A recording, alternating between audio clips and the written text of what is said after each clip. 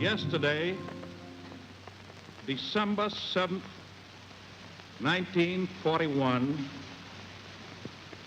a date which will live in infamy.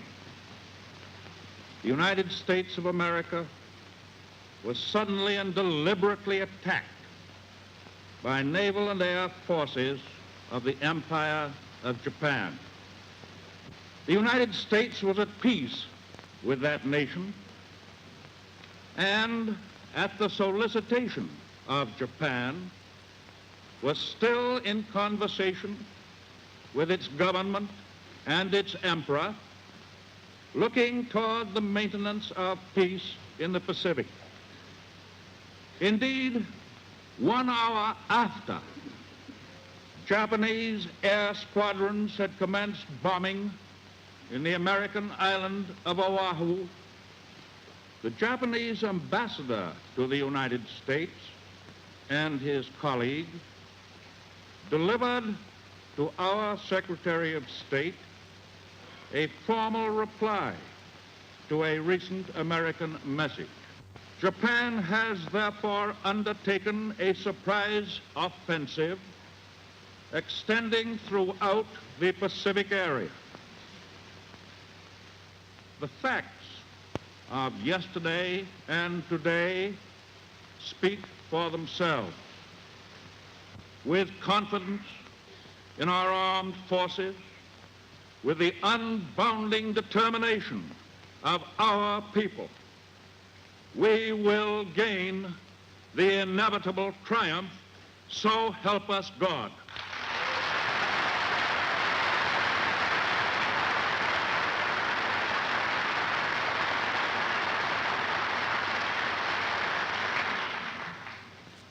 I ask that the Congress declare that since the unprovoked and dastardly attack by Japan on Sunday, December 7th, 1941, a state of war has existed between the United States and the Japanese Empire.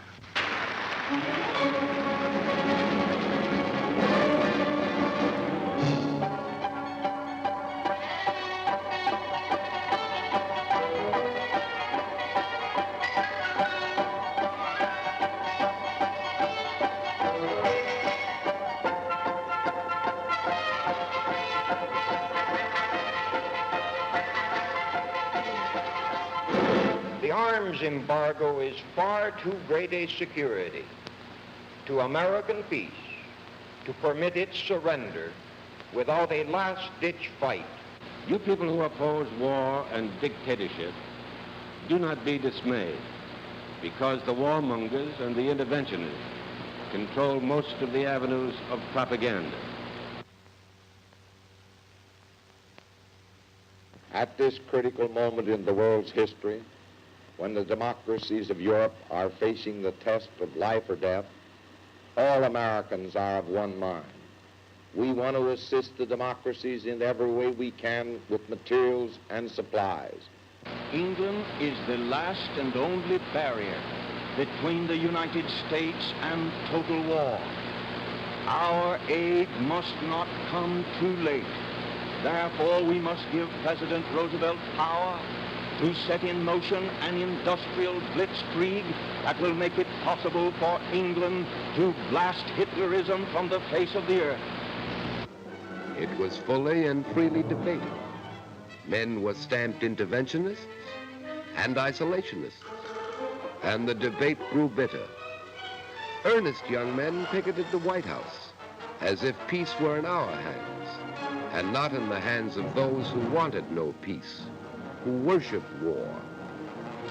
Other earnest young men picketed the pickets. Curious organizations mushroomed into being with stunts such as these. Into this free debate trooped the agents of the aggressors, for they too were permitted to speak in our democracy. They wore Hitler's uniforms, but they wrapped themselves in the American flag. They preached the doctrine of racial and class hatred, For Hitler had said America could be conquered from within and fall as an overripe plum to the Nazi master race.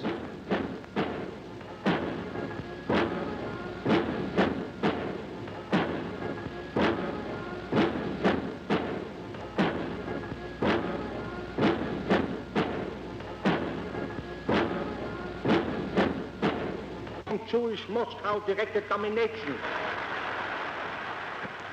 We let them speak. When occasionally a lone outraged dissenter wanted to air his opposition, we provided police to preserve order. This was Madison Square Garden in New York City, and not Berlin nor Nuremberg. Later, this speaker was arrested. It was because he had filched money from his deluded followers, and he was sent to Sing Sing to brood upon the strange ways of democracy. Another debate was in progress. Labor and management resorted to strikes and lockouts to settle differences, which at times surged into violence. True, we had taken giant steps along the road of conciliation, but scenes such as these convinced the Axis they had nothing to fear from America. They knew our industrial capacity was great. We could never use it to the full, they said. Our plants were there, but they were made idle. America was at war. It had been at war, although few Americans realized it, for more than 10 years. Ever since September 18th, 1931, when Japan clawed Manchuria out of the body of China. While Hitler was still brawling in the streets of Munich, Japan had already begun weaving the pattern of aggression. It started with an incident. A Japanese train on the South Manchurian Railway had been dynamited. Promptly, Japanese battalions invaded Mukden. This was not mechanized warfare. By later standards, this war was primitive, small, trivial, the Japanese cabinet officially labeled it when China protested to the League of Nations.